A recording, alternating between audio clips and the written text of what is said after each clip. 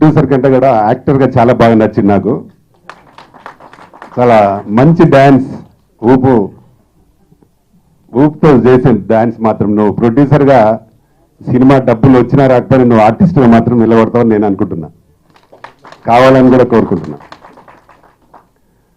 సినిమాను ఈ రోజుల్లో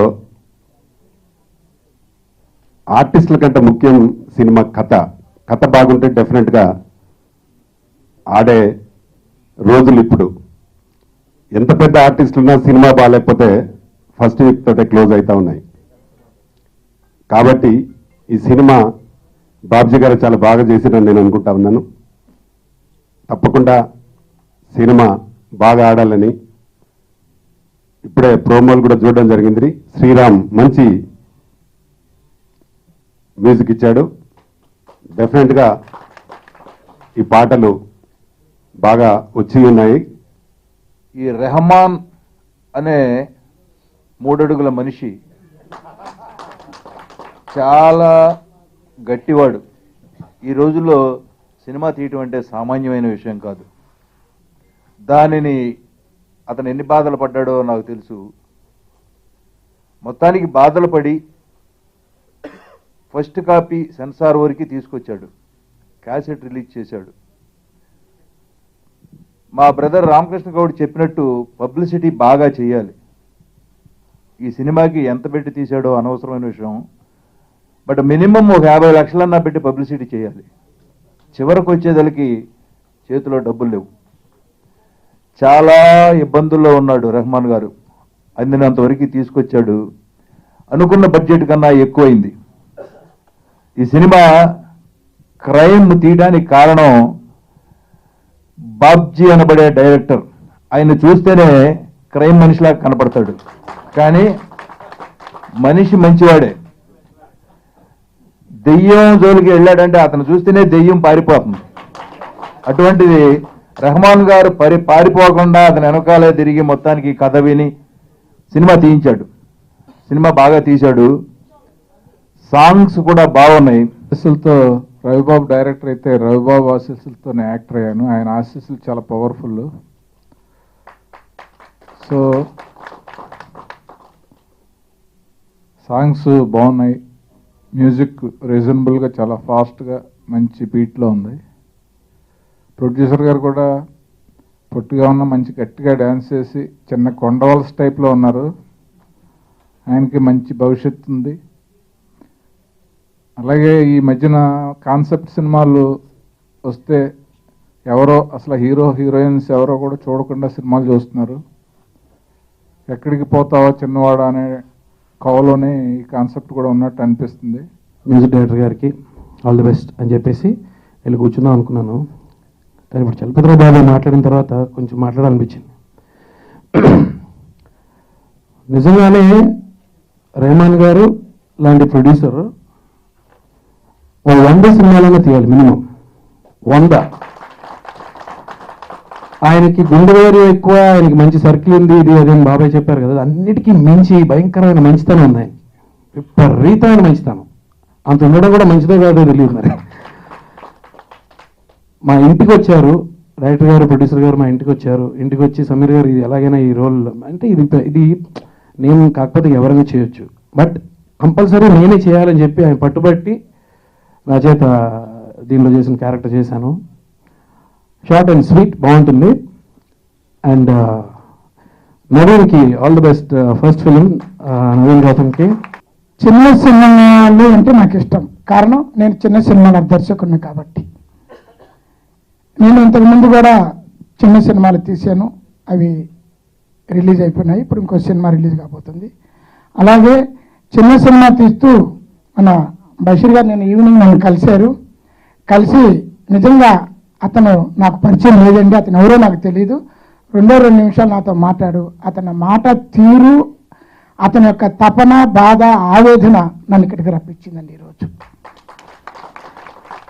కానీ అలాంటి నిర్మాత నిలబెట్టడానికి బాబాయ్ ఆశీస్సులతో పాటు రామకృష్ణ గారు లాంటి పెద్దలు థియేటర్లు తప్పకుండా ముందుండి ఇప్పిస్తేనే అతను నిలబడగలరండి. All the best team members, and hero also done very well, and heroine also, the both are looking very good, and already सब लोग बात कर चुके हैं, so thank you so much. Sir చెప్పినట్టు ఒక నిర్మాతగా సినిమాని కంప్లీట్ చేయడం అంటే ఎంత కష్టం అనేది ప్రత్యక్షంగా నేను చూశాను. ఎందుకంటే మా ఏరియాలోనే ఎక్కువ షూటింగ్ జరిగింది కాబట్టి నేను చూడడం, ఆయనకి బ్యాంక్ పనులు చేసుకోలేకపోతే నేను ఎక్కువసార్లు బ్యాంక్కి వెళ్ళడం, ఏమైనా బ్యాంక్ పనులు ఉంటే నేను చూడడం అన్నీ చూశాను. కాబట్టి ఇలాంటి సినిమాలు ఇంకా ఎక్కువ చేసి ఇటువంటి కష్ట పరిస్థితుల్లో ఉన్న వాళ్ళకి మీలాంటి నిర్మాతలందరూ కూడా తోడుగా ఉండి వాళ్ళని పైకి తీసుకొస్తారని కోరుకుంటూ సెలవు తీసుకుంటాను. ముందుగా ఈ సినిమాకి ప్రొడ్యూసర్ గారికి డబ్బులు రావాలి, పెట్టిన డబ్బులు వచ్చి తాను హ్యాపీగా ఉంటే there will be more movies.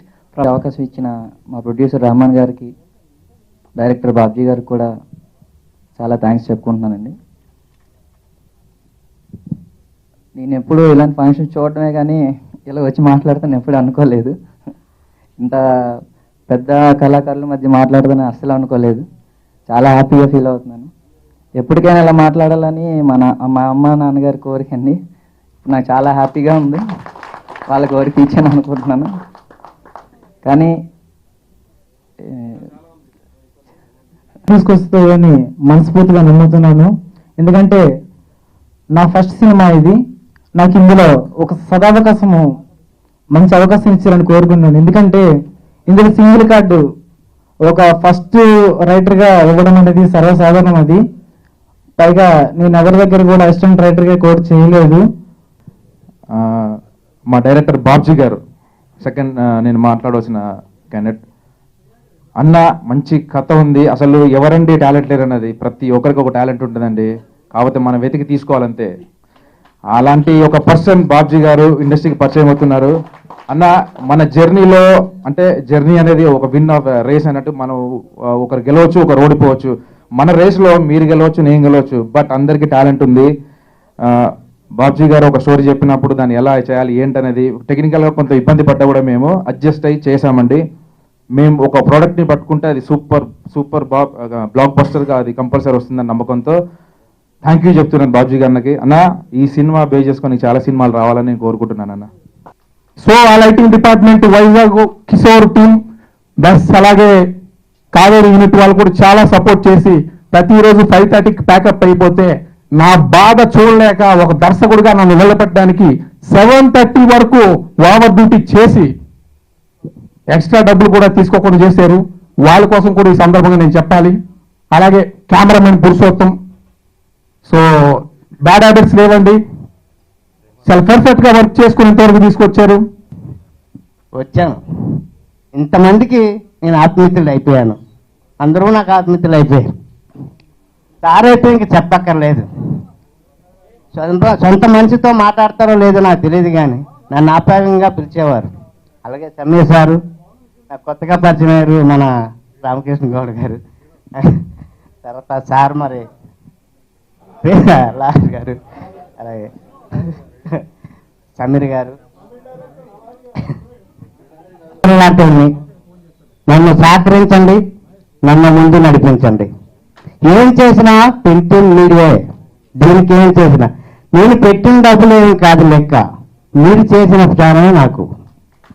మీకు నా చేసిన నుంచి ధన్యవాదాలు తెలుపుతున్నాను. చూసుకోలేదు, దయచేసి నన్ను మన్నించండి. మరి ఏమేమి చెప్పాలో నాకు తెలియదు. గతంలో చెప్పాను, ఇప్పుడు అదే మాట చెప్తున్నాను. అదే ఏమైనా తప్పులుంటే నన్ను క్షమించండి.